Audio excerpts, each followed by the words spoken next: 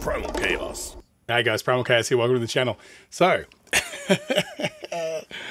everybody loves this song. Let's be honest. The very few people wouldn't not know it.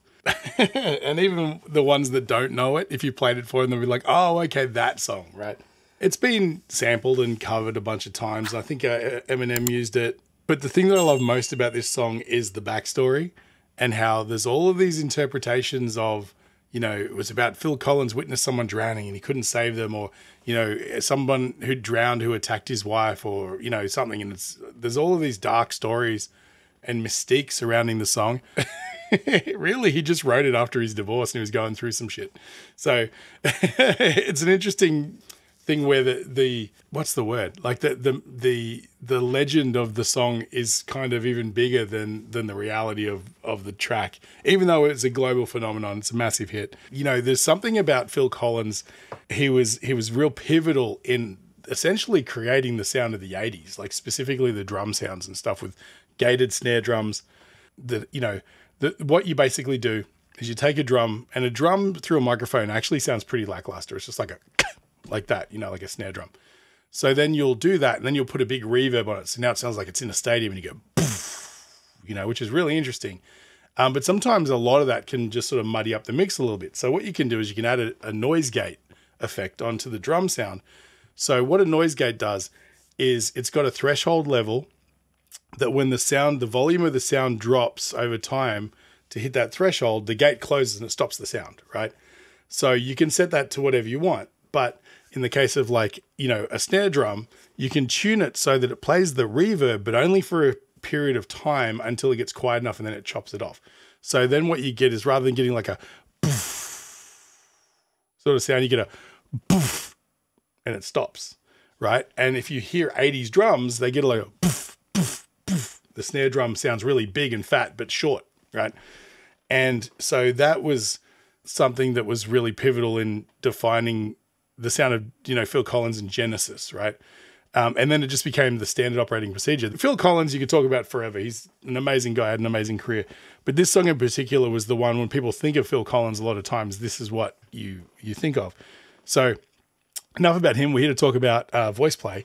And it's been a minute since I've checked these guys out, but I noticed they dropped this, like, I think it was 4 days ago or something. And I just want to check it out. So here we go. I'm going to dive right in. But before I do, I just want to say this video is brought to you in part by Enchroma.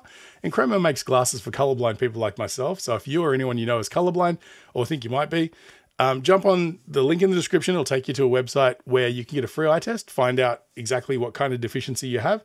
And while you're there, you can pick up some glasses that will help you see the world a little bit better.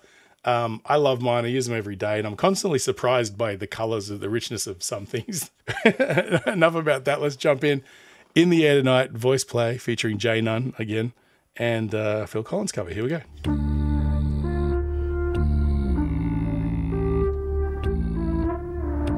Oh, that synth sounds weird, right? I mean, it's got to be a vocal, but it sounds authentic as hell. Don't know.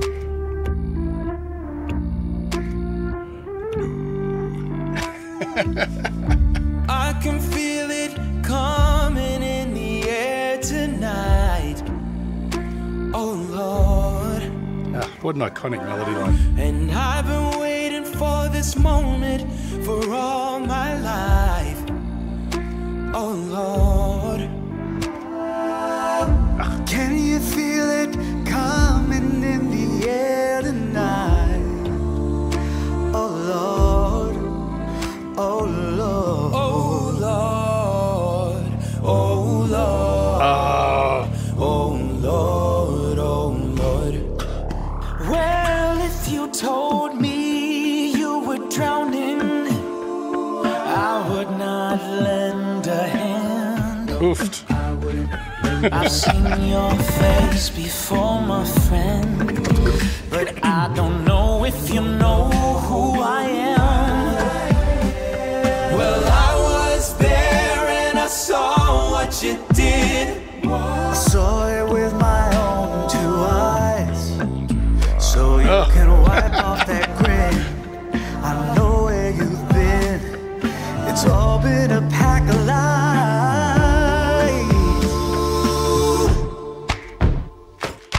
Okay, before we go any further, where are we up to there? Just that part where they swell, right? In the air tonight. Where was it? Oh Lord, oh Lord, oh Lord, oh Lord, oh Lord, oh Lord. There's just a richness to that, right? It sounds like it reminds me of like gospel singing, but even more than that, like, you know, Chain Gang sort of like things, you know, like there's a movie called Cadence, which has got Charlie Sheen in it. He goes to military jail. Like, I'm not sure what they call it, whether he's Marines or whatever. And he gets lumped into a chain gang with, I think Lawrence Fishburne was in it, and a few other African-American actors. And their thing is that they sing while they work, right? And so he's like very rebellious and doesn't want to do it. And eventually it comes around. But, you know, I watched that as a young man, like when I was a kid. And I've talked about before, I had a gospel tape called by a band called Acapella back in the day, and that sort of like fueled my passion for this kind of thing. But there's like spiritual sort of, there's an essence to it that you get from that beautiful, rich, low end texture, right? Where they come in there with that. Oh Lord, oh Lord, oh Lord, oh Lord. It just sounds mysterious and dark. It's like you feel like you're about to make a deal at the crossroads, you know? I love that so much. That's what I live for with acapella, right? There's so many things that these guys do are amazing. The other thing that's interesting so far in the song is that somehow they've managed to take something as organic as the human voice and made it feel glitchy. You know, they've got these moments where you see it in the video edit as well, where they sort of glitch it up just to keep it interesting. So you can that note. that grin. I know where you've been. It's all been a pack of lies.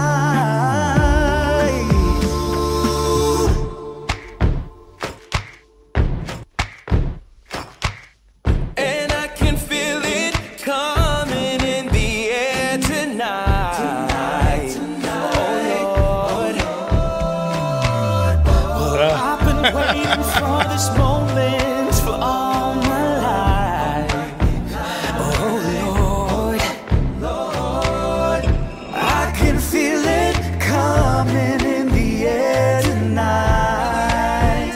Oh Lord, oh Lord, oh Lord, oh Lord, oh Lord. Well, I remember, don't worry. How could I ever forget? It's the first time, the last time that we ever met. But I know the reason why you keep your silence up. No, you don't fool me. Well, the hurt doesn't show, but the pain still grows. It's no stranger to you and me. Ooh, I can feel it coming. I just want to sing along. I'm doing everything I can not to. Oh my God. I've been waiting for this moment for all my life. I can feel it coming in the air tonight.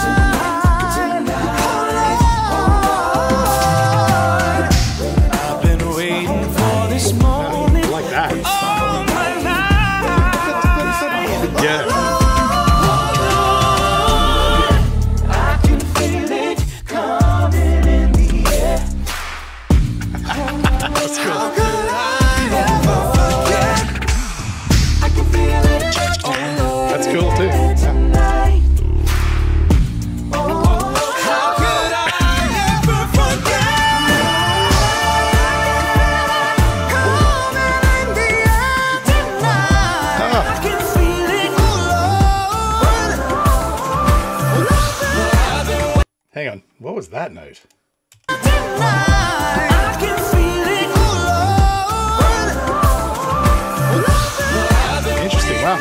this moment for all my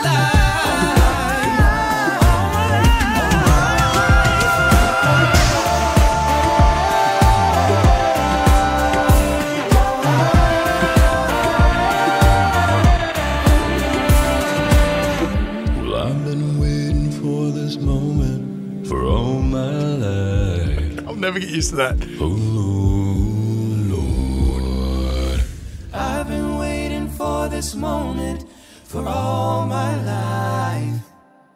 Oh, those harmonies. Hang on. Sorry. For this moment, They're just making some cool choices there.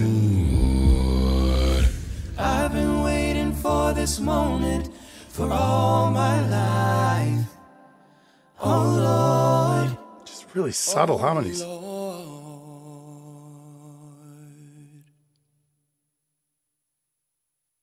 Wow. Okay. So, first of all, I just want to say right off the bat, I just came from doing a reaction to a song by an artist called Ren called Suicide, which if you haven't checked out, oh my God. And look, it was an emotional train wreck, honestly. This is exactly what I needed to recover from the trauma of reacting to that song. Wow. So, okay. So I'm a big proponent of keeping it simple, right? And you don't get much more of a simple song than In the Air Tonight. It's probably an interesting song to decide to cover because there's not a lot to it. It's pretty simple, right? And that's not to take anything away from the classic nature of it. What I'm getting at is what Phil Collins managed to do was come up with a song that was relatively basic, where every single part of it is iconic, right? And there's no coincidence there. Like that's the talent is using the bare minimum to create something that's unforgettable, right? And so embarking on covering a song like that is inherently problematic because what you run into really quickly is that there's not a lot of options as far as, you know, you've either got to take it to the limit or not do the cover at all because there's not a lot of meat on the bone for you to really play with. Perfect example. Or for years I had this sort of fantasy of doing a cover of Annie's song by John Denver, but in a more raw kind of emotional version, like, you know, really sort of like just painful, right? The lyrics are like, you fill up my senses like a night in the forest and things like that. You may have heard the song. But then when I went to finally go, you know, I'm going to try to tackle that, I played it and listened to it and there's not a lot there. Like in order to really embellish that song, you'd have to really add a lot to it. And I wasn't willing to do that. So I opted not to do it because it's quite a short song as well. And again, I was only doing that for my own fun and amusement. I wasn't intending to do anything with it, but I just, you know, I thought there was an opportunity there to do something really raw and passionate with a really beautifully simple song. So that's the kind of thing these guys came up against with this song. I guarantee there's not a lot there. There's like 3 or 4 separate parts that are essentially the bare minimum. Beautiful melody, simple melody, beautiful like harmonically as far as like the choices made in the studio and things like that. And again, don't take away from that I mean that it's a simple song that's not good. It's one of the greats, right? But what these guys did is they threw the kitchen sink at it to sort of stretch it out to be something more in line with what they do. And there's an inherent danger. That's really fraught, right, with danger, because you can take something that's classic and you can step all over it and you can ruin it, or, you know, take away the things that people love about it, which is they might not even realize what they love about it is the simplicity in the classical like nature of it, like that makes it a classic, I mean. But in the hands of these guys, all of that extra embellishment and all of that extra creativity that's been added in to sort of stretch the taffy is the thing that makes them great, right? They're not sort of going, oh, how can we push this further? How can we make it sort of more like less boring by dragging it out and just sort of maybe repeating a verse or doing something like that? These guys have gone out and essentially reimagined the song right from the beginning and only added to the experience because I think fundamentally, as much as there's a lot going on, And, you know, people have shorter attention spans now than they did in the 80s when that song came out. So you have to add little drum fill turnarounds and things and little glitchy bits and things like that to sort of spark up your ear a little bit and remember that you're listening to something good. You sort of, it's kind of comes with the territory nowadays because people won't sit there for 3 minutes listening to one thing. And so, you know, they've done that through staying their hand a little bit in some points and keeping it really simple and quiet and only, you know, maybe one main vocal, an effect, and then a drum groove, and that's it. An effect being, you know, an affected voice, like a synth sound or something. And then when the song needs to flourish, then they'll throw the kitchen sink at it and then they'll pull back and then they'll reinterpret. They'll come in, you know, second verse, same as the first, except we're going to do everything completely different and we're going to embellish it differently. And we're going to have a different vocalist take on that part with a different perspective and a different attitude towards it.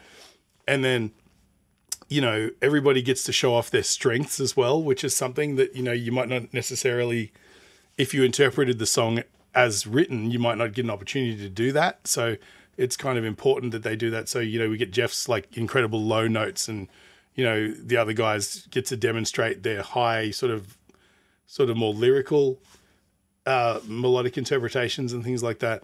But I mean, fundamentally, they just always deliver. And so, you know, I wasn't concerned going into this because I knew exactly what this was going to be. And my confirmation was, you know, my interpretation that I had in my head was confirmed and then some. But, you know, these guys know how to stay in their own lane, but their lane is incredibly complex and beautiful, if that makes sense. No, this was really exciting. I'm stoked that I listened to this. And you know what? I'm going to have to check this out several more times before I really get to the bottom of what's going on, because you get sort of fixated on little details, especially when you're trying to come up with a decent reaction and find things to talk about. So, you know, you'll hear somebody do like a crazy low note or an insane lick or the beautiful harmonic part at the start or whatever. And it evokes all these feelings and sensations. And as a reactor, you kind of want to talk about that.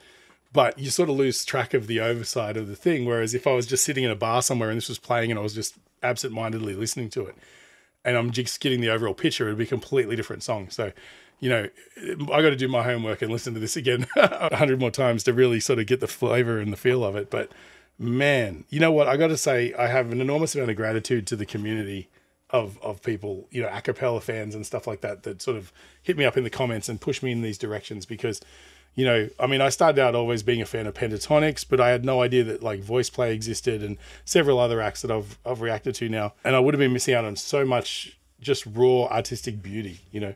And so my heart goes out to you guys and I have an immense amount of gratitude. Still getting a little bit emotional from that Ren reaction. But yeah, again, I just want to say thanks to all you guys for always being solid, you know, participants in all of our channels, you know. Yeah, I don't think the reaction community, the fan base, gets enough credit for making channels like this what they are. And that's the honest to God truth. We wouldn't be doing it if it wasn't for people telling us, you know, new directions, showing us new directions and pulling the veil back on some really amazing music. Yeah, but with all that being said, if you feel like supporting the channel, feel free to just buy me a coffee. I'll leave a link in the description. You can check out my merch site as well, primalchaos.com, primal with a Y. Or just hit super thanks under the video as well. That all helps dramatically. But what else helps really dramatically is sharing this around. Show it to whoever you feel might appreciate it. If you got any sort of Discord chats or anything you want to post in, feel free. We all really appreciate you guys getting the message out there for us and stuff like that, and being involved in the channels. And also check out my Discord. Links in the description for that as well. There's some great people over there to chat with about music and reactions and stuff like that as well. And it's a good way of sort of getting, you know, some recommendations to me as well. Thanks again, guys. Appreciate you sticking around this long, and I hope you appreciated this reaction. Stay primal, and I'll catch you on the next one.